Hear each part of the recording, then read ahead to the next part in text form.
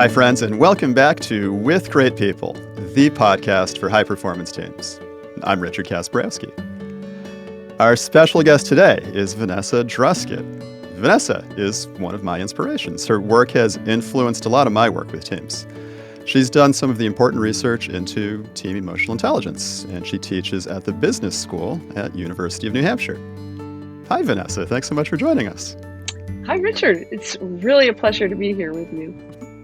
Well, thanks. Is there anything that you want to add on to that introduction? No, that's just fine. All right. Well, we were chatting before we pressed the record button. This is the podcast about teams, and what I'd like to ask is, what was the best team of your life? And I preface it with a definition of a team: any group of two or more people aligned with a common goal. I've got an example of somebody whose singing group is their best team. Sometimes I say my wife, Molly, and me. That's probably the best team of my life. What's your best team ever? Best team ever was a team in an outdoor leadership class I took when I was an undergraduate. So this was a class that was actually designed for ROTC students, and it had been recommended to me. And it was a team that was spontaneously developed. First, we learned a whole bunch of outdoor leadership skills, and then we were thrown into the woods spontaneously for 3 days of survival. And it was scary, especially because it was I was going to school at Indiana University in Bloomington, Indiana, and it was late fall, so it was quite cold outside. And we had pup tents, and we had food rations that the military uses and things like that. But we were dropped in one place, and we had to figure out, 3 days later, how to get somewhere else. And so we had to work together, and it just was a phenomenal experience. We needed each other, and I think that there was this sort of adversity on the outside of it, and we needed each other, and we really came together. And I think, in terms of how well our team did, I think we ended up doing much better than most of the other teams that were out there that long Right. weekend. So your team was one subgroup of the people who were part of that class? Yes, so it was a class, Yeah. and there were a few different sections of it. And then for the actual activity, the outdoor survival activity, we were thrown spontaneously into a group that people that we hadn't really worked with before. And some of them I'd seen around, but I didn't know them at all. So we had to we had to get to know each other, and then we had to cross rivers and rappel up hills, and we had to put up our pup tents and find certain locations at certain times where we would meet for supplies. They'd give us supplies. So we did a lot of orienteering. We had these orienteering maps and things like that. And we truly needed one another, and we made each other better in that team. Yeah, and you did all these things literally. It's not like you talk to a team in an office building and they're like, "We climb mountains together." Or we, Yeah, you know, no, I would that cross was a just river it. for you, by golly. Yes, yeah, right. No, it was the real thing. And obviously I think we had, at the time, I'm quite old, there were no cell phones at the time. But I think we had some kind of walkie-talkies. We could have asked for help at any point. They were there in the background. But we had a lot of fun together. When it was nervous, we were nervous a lot of the time, but we laughed a lot. I think that was my role. I was the humorous one, the optimist, and saying, "We're gonna do this. We can do this. We're great." These kinds of things. I think I was the weakest link, so So that was my interesting. role. Yeah. As you take yourself back to that team, I can hear by the tone of your voice and by the body language that you're back there. What does it feel like within your body? What is the sensation of having done that work, or like if you were in present tense with that team and you were doing it right now, doing that survival activity for 3 days? What is there one word that you could use to summarize it? Sure. Well, it was collaborative. Yeah. I mean, it's bringing tears to my eyes just thinking about it. It was so much fun. I was nervous at the beginning because it was a cold weekend. It was cold out there, and we just people would move in and lead for a while and step back, and someone else would move in for a while and lead and step back. So we were truly a collaborative team. We had to pull on all of our skills. Every one of us was needed there. Alright. What were some of these skills that people were contributing as needed? Yeah. Well, some of us were better at reading the orienteering maps. Some of us were better at ropes, you know.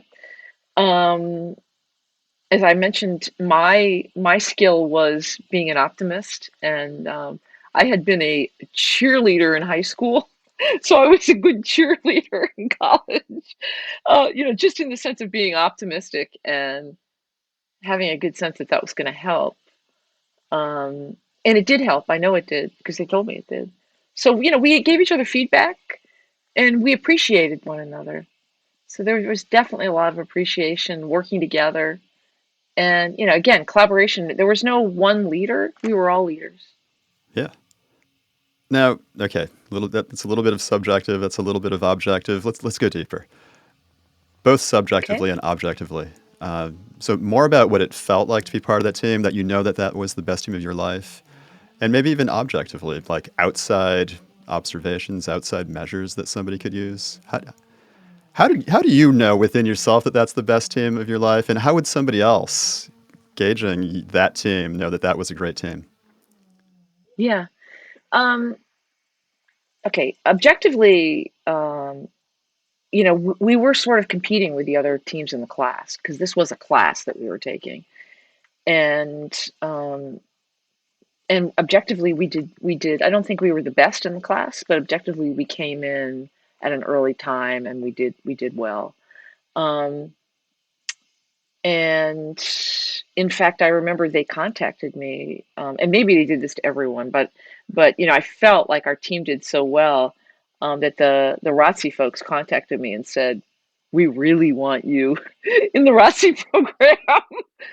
And it was an interesting thing because it wasn't really me that they needed. They needed the full team. Um, and the reason why it was the best, well,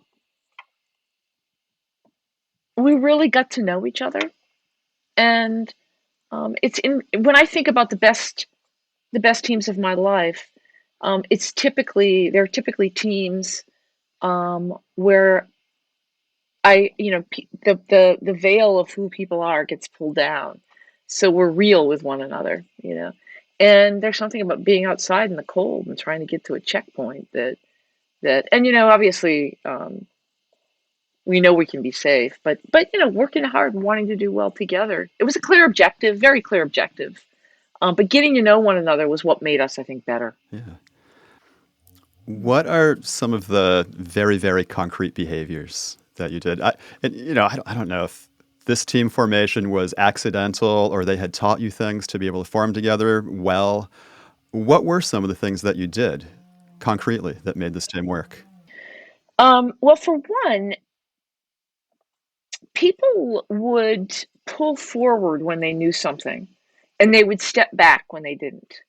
And so there was a concrete willingness to step up and a concrete willingness not to need to be in the middle when you didn't know something. So to defer to those who knew more than you. So no one was trying to be the star in that team. So one of the things I remember that was really hard was we had to cross this river and we were required to build a rope bridge, and we had been taught this in class, and it was quite complex. So one of the things in the class overall was we had been taught all these separate skills, and we basically had to use them all. How to read an orienteering map, and so you knew where the high mountains were and where the low mountains were, and to try to figure out, you could tell where the water crossings were, and what was going to be a good path to get to where we needed to be. But anyway, the rope crossing, the rope. I mean, I can visualize it now. It's interesting because it was so long ago. And I remember how scary that was. And I was like, oh man, I hope somebody remembers how to do this rope. And luckily, there were a few people that really stepped forward, and then the rest of us just supported. We fell into the role of, "Okay, what do you need? How can we help you?" And they wove together this rope bridge that crossed the thing, and we had to, walk across it and hold on to something and help each other, and it was, in part, if you think about it, it was probably designed for an emotional roller coaster. And so, when you experience positive emotions together, it connects you. And sometimes scary emotions can connect you too, especially if you trust the people around you. Ask me more questions if I'm not being clear. Well, I mean, you know something about teams and team performance. It's the work you've been doing for a couple of Yeah, decades, yeah. and I hear the jargon coming through. Oh, do you? Because Um, it's interesting. I don't hear it myself. I'm like thinking, I hope I'm saying something that's legitimate. But I've been well, living it well, for so totally. And long. even if you didn't have the jargon, it's totally legit. Um, this point you just made about connecting through emotions, both the positive emotions and even the scary ones. Plus, even when you had the scary ones, you knew there was some safety. Honestly, I think it's rooted in the skill set in the room, or in the outdoor room in the team. Um, if I thought everyone just had my skills, I would have been worried, because there are some things I'm good at and some things I'm not good at. I have a very poor attention to detail around a lot of things. But there were so hence why I could not remember how we were supposed to build that rope bridge. It was not one of my favorite episodes of the class. Um, but we had varied skills. And so first thing, I would have to say, so there's something there about trusting in the skills, and people were listening to each other. So there was no argument over um, who's in charge, who knows more. You know, I often tell people, I do this exercise with my students. I'm a professor, right? It's one of these survival exercises. It's interesting. I hadn't thought about the parallel between this and these human synergistic. I don't know if you've ever done any of these subarctic survival, fire survival. And I always tell my students that afterwards, of course, if you had an Eagle Scout in your team, you probably did very poorly because everyone defers to the Eagle Scouts. Everyone defers to the people who they think know more. And the Eagle Scouts are so happy to be the leader in a case like that. And I'm exaggerating. I mean, I love Eagle Yeah, yeah. Scouts. Some of the best people I know are Eagle Scouts. So, um, seriously, but So wait. Let me get this straight. If you have an Eagle Scout on your team will fail. No, it's not. oh, no, no, no, no, no, no. But if you consistently defer to someone and they're happy to move into that role, um, and that so happens, one of my interesting, well, let me say this. That team experience, the one I'm explaining now in this outdoor leadership class, and several others that I had throughout my youth, the first 25, 26 years of my life, led me to be fascinated by teams. So this experience was one of the reasons why I became a team researcher, because I wanted to know, what is it that leads some teams to. And mostly my question was, why is it that I can be such a great contributor in some teams and not in others? And I mean, and I knew it wasn't just me. I could see the others around me. And in this particular team, we didn't have anyone who needed to dominate, or we never asked anyone to dominate. We made it work. We made each other better. And so that's how you do that has been a quest for me in my All right. lifetime. Yeah, I was curious about this, whether this activity, this experience was the one that led you to the work that you do, but you had so many experiences that led you to this work. Yeah. Yeah, yeah, yeah. I had so many. I mean, I grew up in a farming community, and so I started working at the age of, I think, 12, working on farms. And so I have had a lot of jobs in my lifetime, and I've worked on a lot of teams because of that. And so, and they were the best of times or the worst of times, always, you know. And and the best of times, like this one I'm explaining to you, was such a high point. The way I can visualize it right now, the way I've never forgotten it is similar to what I see other people talk about when they, like you, when I ask people, tell me about a good team you were on. I often ask that Yeah, question and as that well. you've never forgotten about it. Like this is a one of my other influences talks about it. Jim McCarthy talks about it as in the purview of history, it's a great team. Like people are still talking about it today, and here we are talking about it today. This was definitely a great team. Yeah. Yeah. And don't forget, though, interestingly, we remember things through emotion. So strong Yeah. emotion, it creates a Okay. marker in our brain. And Hmm. so I think I'm just as likely to remember really bad teams as I am to really good teams. Yeah. How about some advice for viewers and listeners? What are some things they could do to intentionally have a team that's as great as this one that we're talking about? Again, I've been studying this for a long time, and it's, I've kind of peeled away the onion over the years.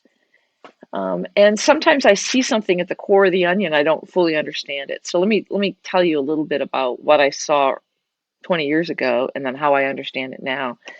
One of the variables that my good colleague Steve Wolf and I have studied for a long time is something that we call team member understanding, or really understanding the people who are getting to know the people who are on your team. Um, and that shows up in lots of different ways. It doesn't necessarily mean I need to know everything about you. In some contexts, it shows up as I want to know more about your job, your background, just work related things. In some contexts, it shows up as, yeah, what do you like to do on the weekends? Do you have a partner? What's your life like? But anyway, I could never quite understand. I used to ask audiences all the time, looking for the answer. Why does this matter so much? Because it always mattered. Well, I've come to understand that we have this need. We have certain social needs that we're completely unaware of. And Matthew Lieberman, who's a social neuroscientist at UCLA, says that we know more now from studying the brain. We know more about our social needs than we ever have in the past. And one of the things that we've come to realize is that organizations aren't designed for the social needs that we have. And by that, what he means is that we we have a need to connect, and we have a need to feel like we belong to a group. But organizations don't allow us to do that very easily. Things are typically kept at sort of a superficial level. But anyway, one of the things that I've discovered, I've begun thinking and talking about and learning about and reading about and writing about right now, is this need to belong, and how it all starts with people knowing you, feeling understood, feeling known, and then of course then feeling, which is more easily happens, which is that people begin to care about you. That more easily happens if they know something about you. It's hard for me to care about a person I don't know anything about. I don't find any sort of personal connections there. So to create those kinds of relationships, um, where you feel known, understood, and cared about, um, you have to get to know one another a little bit. So Okay. that's Now, something. I've just gone on a long discussion about that, but how to do that? yeah, Are there any tricks or practices or habits for team members to be able to do that? sure. The problem is the one thing that gets in the way is time. So the question is, how do you do that given time constraints that are out there today? The classic one, which from your agile work, is check-ins. Checking in at the beginning of every meeting, and over time you begin to see the way people process information. Um, I know someone who purchased a soccer ball on Amazon, and on every one of those little hexagons, there's a question. And so she was a team leader, and she used to pass the ball or roll the ball to people back when we were face to face. I have no idea how she does it now, but she might just catch the ball and say, okay, here's the question for you, Richard. In 25 seconds or 30 seconds, what was the best thing that happened to you this weekend, or whatever the question was that popped up at the top, and people would answer that. And so there's ways to, and then people disclose. That's the other thing. We know building relationships requires some disclosure, right? Some personal disclosure. The whole relationship research area supports that. So that's one way to do it. Check-ins, lunch dates. It doesn't have to be always everyone in the group. I've seen teams do it where you sort of pair up, have lunch on Zoom together, those kinds of things. Yeah. Is there anything else you want to talk about? Anything you want to add on to our conversation? Anything at all? About teams? Anything. What have you been working on recently? I'm curious about your current work. I've become acquainted with you and your work through Steve Wolf, through that article you guys wrote in the Harvard Business Review, 15 or something years ago. What's been happening in the last 15 years? What's been happening most recently? Yeah, well, I got distracted from my writing for quite a while because I was pulled into so many consulting gigs. I've been coaching a lot of teams, and using that model to coach teams. And that's been really exciting. So I've been traveling around.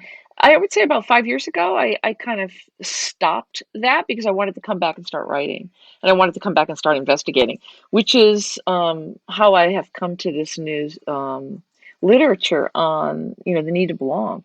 And so I've been focusing on that a lot now, and I've been doing a lot of writing on it, and basically talking about how do you build a culture of belonging. And I really think that our Team EI model has a lot to offer in that area.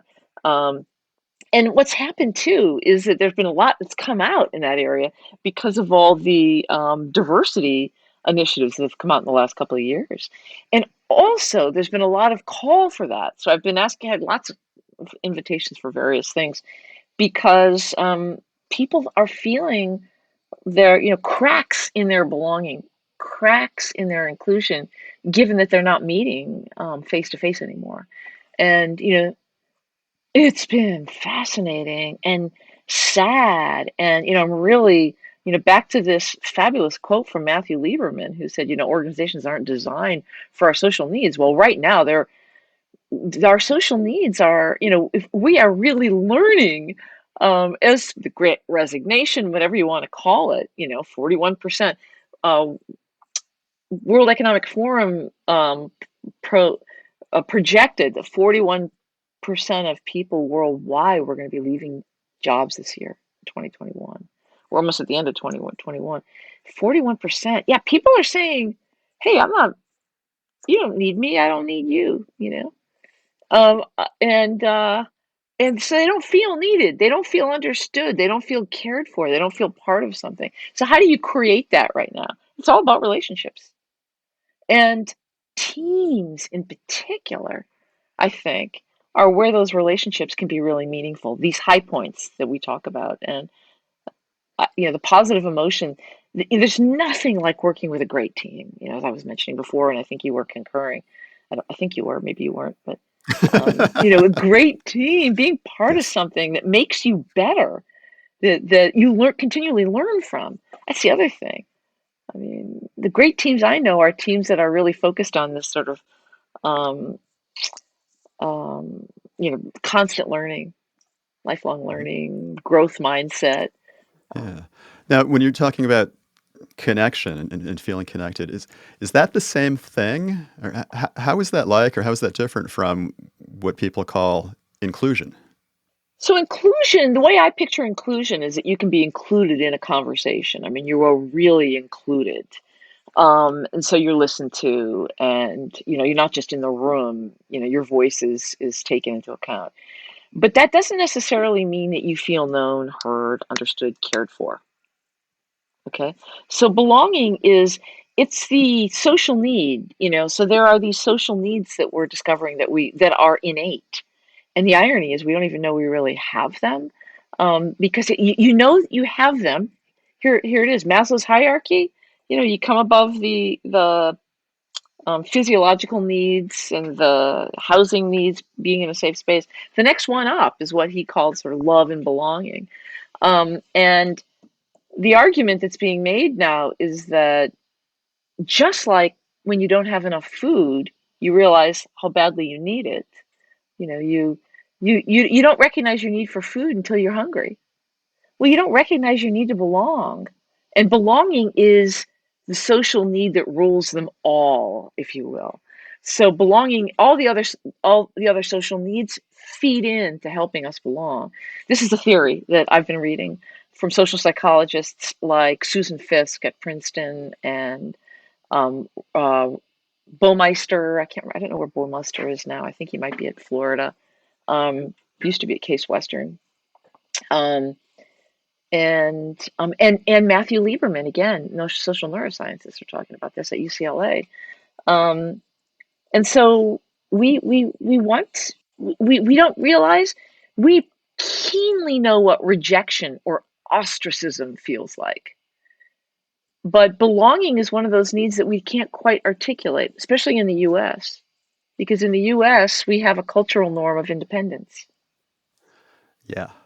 Yeah, we make believe we don't need belonging. We make believe, we're unaware of it. Yeah. So as you're explaining this all, I'm imagining, could it be possible to conduct some sort of large scale experiment to keep workers apart from each other in physical space and see what happens to their sense of belonging? Yes, be tough to do. Be tough, but ethically it would be difficult, right? Yeah, right. Maybe some kind of natural experiment Some natural, might happen. something could happen, right? Yeah, and then we can see how many people want to stay in their jobs because they don't feel they belong, or which is obviously what we're learning now, the cracks in the foundation of organizations, and we're really again I'm going to mention again just the need.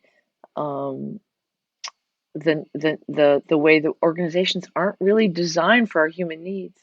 Um, there's also, though, we have the power to change that, and a team is the perfect size for, it's changing an organization's culture is difficult, but changing a team's culture is certainly within our capabilities. We get to decide the culture of our teams, whether we realize we can or not. We do. We vote with our behavior every day. Right. I mean, you know that from all your agile work, that you take a Oh, for framework, you sure, for put it sure. on it, it changes everything. Absolutely, absolutely. Is there anything else you want to add on? Are you Um, doing any current research? Any investigation right now? I'm just doing writing, I'm kind of in the I have papers that haven't been published sitting on my desk. And that's one of the things I need my friend and your friend Steve Wolf for right now to help me get those out the door. So rather than taking on something new, I mean that's my ADHD has always led me to want to do something. What's the next thing? What's the next thing? Rather than finishing what I've done. So at the moment, I'm not doing any new research, although I would love to be doing research on this topic. Instead, I'm just a sponge for looking at everybody else's research on the topic, and there's some great research out there. Yeah, yeah. I'm gonna be checking all the authors and references you've been sharing with us. Good. I can't wait to get into it. I love reading. Vanessa, if somebody wants to get in touch with you, is that possible? Absolutely. I'm on the faculty in the business school. It's called the Peter T. Paul College of Business at University of New Hampshire. You can look me up there, and I'm also on LinkedIn. And I'm happy. I always love to talk about teams and share my ideas. Yeah, and pass the word. I mean, this is just like with you. I mean, it's teams can be the best at times. We need to get out there and help people do that. One more thing I wanted to say is that I learned recently, and I only learned this recently. I was asked to give a keynote address, and I learned that we don't teach leaders how to build teams. It's one of the reasons why the Agile movement has been so powerful, because I think it's the first movement that's been focused on, well, beyond the way of restructuring work, which is brilliant, but just how to lead a team, how a team should operate in order to be well functioning. We don't, all of our development of leaders is around individual skills, and It's go back and look at it. I mean, I spent a lot of time, and what I could find were articles saying, "Hey, there's an individual bias." We are definitely individually biased here in the US, but our people like to work on themselves when they're learning how to lead. They're not that interested. It took me a long time to crack the code and figuring out how do you get people interested in teams? Because I used to give presentations on like individual emotional intelligence, and people would be riveted and lining out the door to hear more about it. And then I'd give a talk on teams, and they'd be like, "Oh, teams." And so you have to really speak you know, to the human side of teams, and you have to really be concrete and really succinct and all kinds of things to grip them, Yep. Yep. as I'm sure you know. Yeah. Yeah. Oh, the thing. Yes, yes. Thank you Okay. for that. Good. Good. And I share this in the agile class I teach at university, and an innovation class I teach at university as well. One of the first things we do is skills and habits and practices for having a great team above all else. Fantastic. Yeah, It's so it's super cool. fantastic. It's so. I mean, it's I love that hard. I get to do that. Yes. Well, and plus, I'm so glad you're doing it because you've got the experience. You've got so much experience in it. And what I find is that when people don't have a lot of experience in it, they go in there and they start teaching individual development in the team class. I mean, I've sat in on lots of so-called team development classes that are all about, well, let's learn each other's personality, which is important. I'm not saying it's not, but that doesn't teach you how to lead a team. Knowing other people's personalities doesn't teach me how to lead a team or how to work with those personalities. Yeah. Yeah. I read some research a couple years ago, that correlated large multinational company.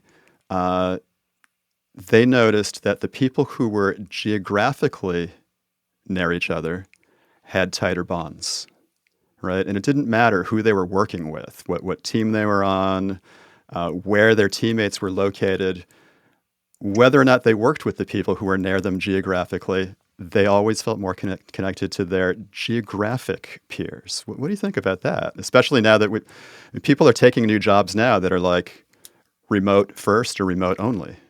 Yeah. It's powerful. I'd love to, if you remember what that article is, I'd love to see it, love to read it.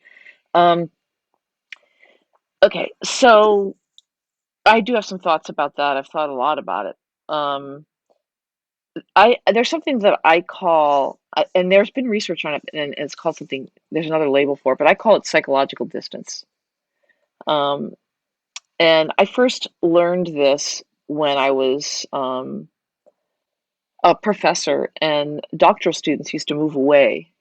And you can do the rest. You can write your dissertation, you can do your research from afar, so you can go live with your partner rather than living where the university is located. But they were always so nervous about not being located right at the school, and they felt so psychologically distant. And I would talk to them, and they'd be like, "I don't know what's going on there, what's happening, I feel like everybody has forgotten me." And yet, you know what? I used to talk to them more than the people I saw locally. And so it was really, so I started noticing that. And then I started seeing it in the dispersed teams that I'm in. And I started thinking about it in my own life. So there have been times when I've lived overseas and my parents would be, here in the US. And I'd be like, oh, I can't talk to them. They're so far away. And then I'd move back and I'd be 2 hours away from them and I'd call them every day. You know? And so I think this is a very powerful psychological, there's another term for it. I think Mark Mortensen, who's at INSEAD in France now, I think he's got a term for it. I don't know if he calls it emotional distance or something. Um, but what it does is it keeps you from picking up the phone or from connecting with people more often. And what you want to do, and it makes it even more important to build those relationships that I was talking about earlier, because what you want to do in a team is have people feel like they can, at a moment's notice, pick up the phone or text or connect. Richard, blah, blah, blah, blah, what do you think about this? Everybody's texting these days. I'm still old school where I prefer to talk on the phone, but you don't want them to hesitate. But if they're psychologically distant, they don't do that as often, and so the communication breaks down. And so you do have to overcome that. That's my thought. You have to really consciously overcome that. Sure. Awesome. Thanks for that. Well, I think it's time to wrap up. It's been a pleasure, Richard. I really appreciate meeting with you and having you interview me. Yeah, it has been a great pleasure. Vanessa, thank you so much for joining me, for joining us, for sharing your thoughts and wisdom and ideas with everybody. Thank you. Thank you. And I wrap up with this. And remember, viewers and listeners, to support this podcast, visit my website, kasparowski.com.